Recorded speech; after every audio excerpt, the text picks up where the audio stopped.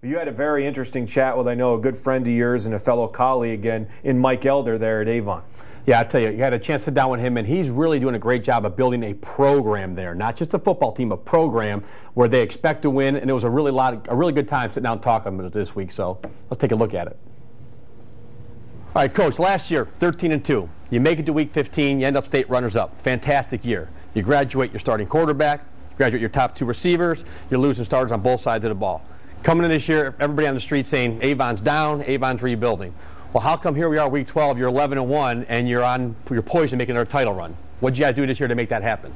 Well, you know, we do have a nucleus of some of our players back, and some of them are key players who played a lot last year. But we did graduate a lot of people, there's no question.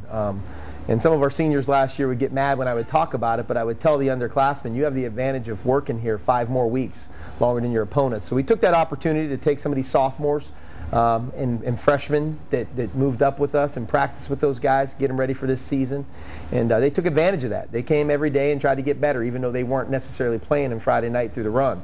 So I think that was a big advantage to us and allowed us to have a successful year, and it's an extra half season. Yeah, now Reed, to build upon that 5 extra weeks of practice, your quarterback, David Zay, he said in an article in preseason that those 5 weeks of practice in the playoffs really got him ready for this year.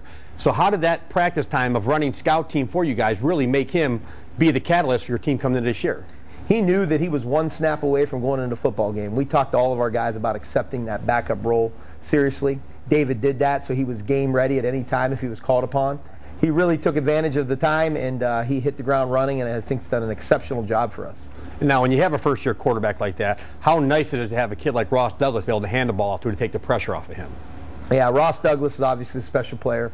He's heading to the University of Michigan to play football next year. I don't get to coach kids like that too often, but he's blessed with great speed, and certainly it takes some stress off of David as a quarterback when you have an established run game. Last year's state championship, you guys ran into a Trotwood Madison that was really big and physical. Did your kids take that as a challenge this offseason to get in the weight room, get stronger, and then take it into this season to be a more physical, aggressive football team? You know, I think that we did. Obviously, Trotwood was a really, really good football team, and when you look back at the game, I give our kids credit. I mean, there was a bunch of times where they looked like they were knocked out and were never going to get up, but our kids just kept battling and fighting, and that's when I knew that how much invested they had, that they would never quit trying or quit playing. And we got back in the football game and just needed a stop and couldn't get one. So anytime you end up in a football game like that, your kids are going to take that into the offseason and understand the physicality of football when you play such a good team. There's nothing like high school football in the state of Ohio, specifically playoff time. And these kids got a taste of it last year. And to be quite honest, you know, the media and some people have done a great job of giving our kids some motivation. They pay attention to the amount of respect and the rankings and all the things that are out there, and not many people have talked about Avon this year. And I told the kids that's okay. You know, it's our job to go earn that. But we're certainly going to use that to our advantage and a tool to try to prove some things to people. Well, let's jump forward to this week's game, Tiffin Columbian. Same team, same location, just a different week than last year when you beat them 35-21 in the regional finals last year. Yeah, the one thing I love about Tiffin's kids is they're tough, hard-nosed kids, and they go wall to wall. They play a lot of guys 2 ways. I think their philosophy is just get your best guys out there and let them play.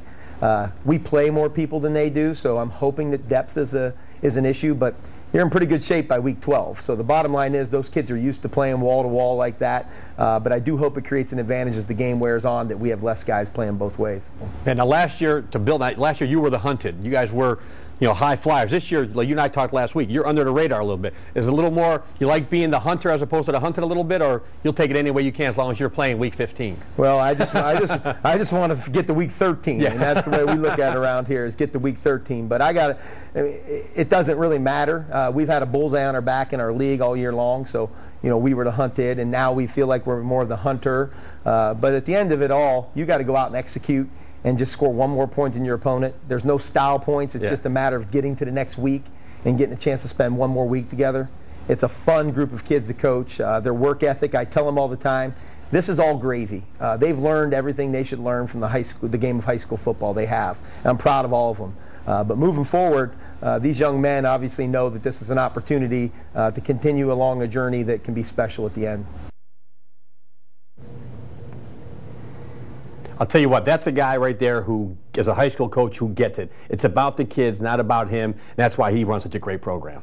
John Gruden has nothing on you. Absolutely nothing on you, Coach. He's got a bigger ring, and it's probably a little more expensive than mine, so he's got that much at least. Good stuff. Thank you very much. Here in